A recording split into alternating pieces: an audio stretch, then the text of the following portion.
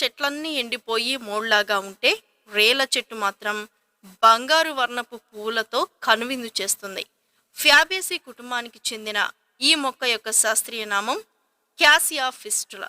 దీన్ని ఇంగ్లీష్లో golden shower అని పిలుస్తారు.